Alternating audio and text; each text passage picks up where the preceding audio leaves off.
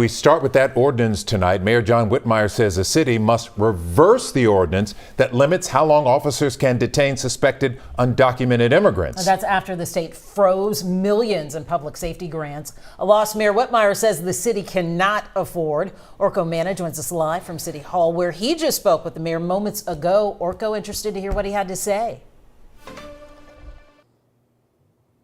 Yeah, the mayor said that the $110 million is an account that the city takes from those state funds. He says that some of that funding was taken out of that money, but the rest is frozen right now. The state's saying that they've frozen that funding because of this ordinance until the city reverses course.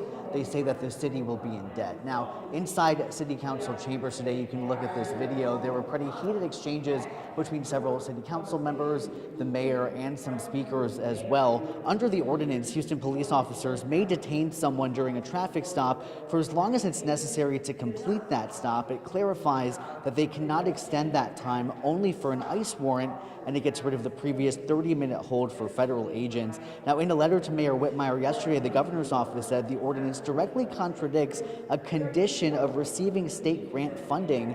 But Whitmire says that this is a really big, serious issue. We spoke to some city council members outside of city council chambers, including Alejandra Salinas and Edward Pollard, who say right now what the city should do is call on the city attorney to file a temporary restraining order to stop the state. But the mayor says that won't do much. I asked him about that. Here's what he had to say. You know, that's just a delay tactic.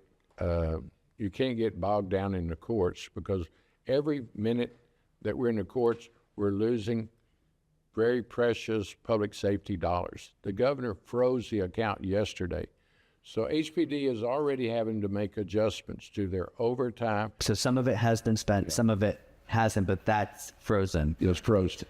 Do you know roughly how much? I'll be honest with you, I haven't seen the balance today, but I will.